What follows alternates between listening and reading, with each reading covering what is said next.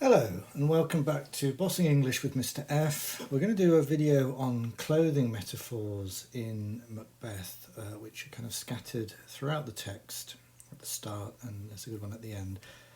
Firstly, these offer some good quotes that are useful anyway. Plus, if you got one in one of the extracts, you could zoom in on that and explore that in detail for some AO2 fine-grained analysis, and then zoom out to one of the other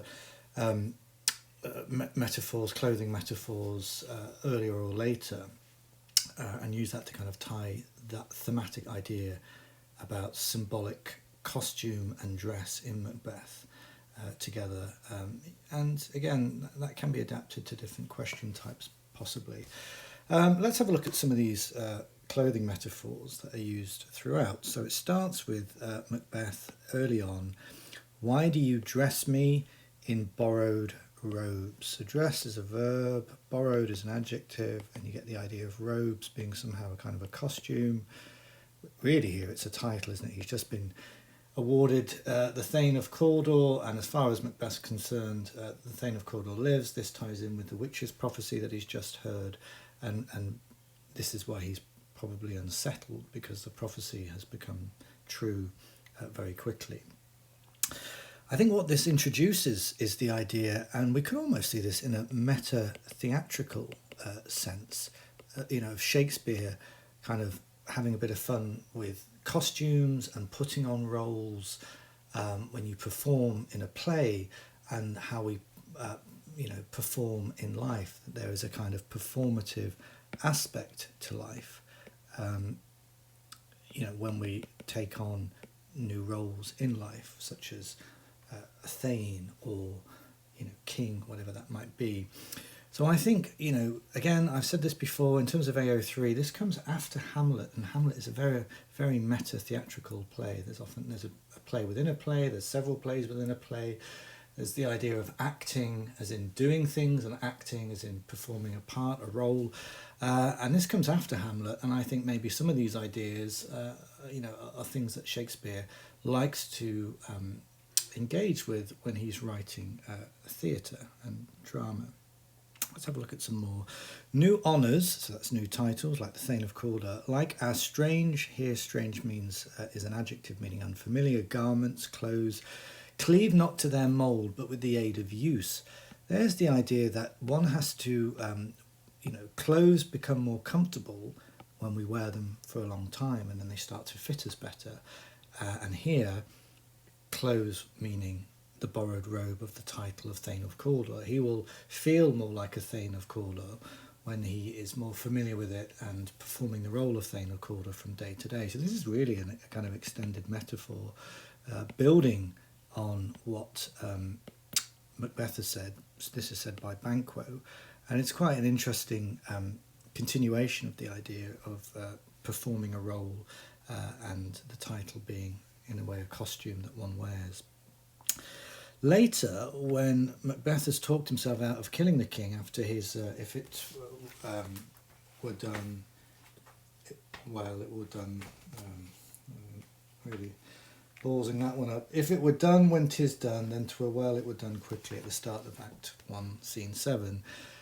We have that incredible soliloquy where he talks himself out of killing Duncan, where the only reason to kill him is vaulting ambition, and clearly he lacks that in a way that his wife does. And one of the arguments he uses when he tells his wife this is that he's been given golden opinions which would be worn now in their newest gloss. This is really interesting because, again, it's the idea of opinions now, not just titles, but opinions, things people are saying about you, should be worn, paraded around as if in a play, or as if wearing a costume, in their newest gloss, when they're at their shiniest. Newest here is a superlative adjective, and gloss is a noun meaning shiny, isn't it? Like the shine on something.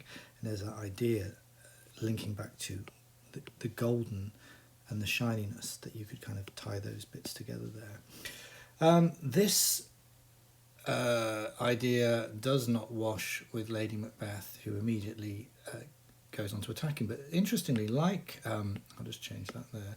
Like Banquo, she kind of recycles this metaphor. Was the hope drunk wherein you dressed yourself? Again, was the hope drunk? So we get that kind of personification for the idea of hope, the hope of becoming king, and that you dressed yourselves in that role. You saw yourself as the possible king, and you swore that you would go through with it. We agreed on this. But was it just a drunken hope, or a hope that you weren't really, in the cold light of day, it seems, doesn't seem like you'd be able to follow through with. But it's interesting that here it's that kind of thinking oneself into a role by dressing oneself in that role in a preemptive or hypothetical or imaginative sense. And this is what she attacks him for there. Now, one of the great quotes in the play is at the very end.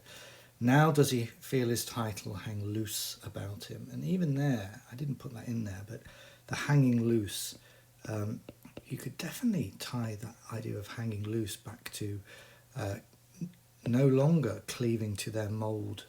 The role of king, the title of king, the robe or costume of king doesn't fit a tyrant and thus hangs loose about him.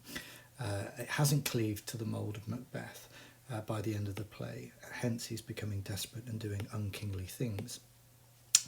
So I think that's the earlier part of this quote you could definitely explore.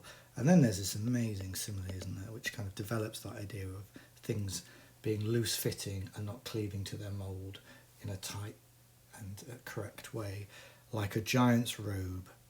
Again, that idea of robe takes us back here. There we are. Like a giant's robe on a dwarfish thief. Who's the dwarfish thief? Well, it's Macbeth. Who's the giant's robe? Well, it's the title of king. Is it Duncan's robe, or is it the rightful king's robe, i.e. the divinely appointed king, which would be Malcolm? That's the one that God would have appointed in the correct lineage of things. On a dwarfish thief, and there, a wonderful adjective and wonderful metaphor of him being a thief, but a tiny, undersized, pathetic thief, on which this huge mantle of king hangs loose. Okay, hopefully that's been useful. I just think there's a nice way to navigate the idea of performative roles, performing a role on the play and in life in Macbeth. Bye for now.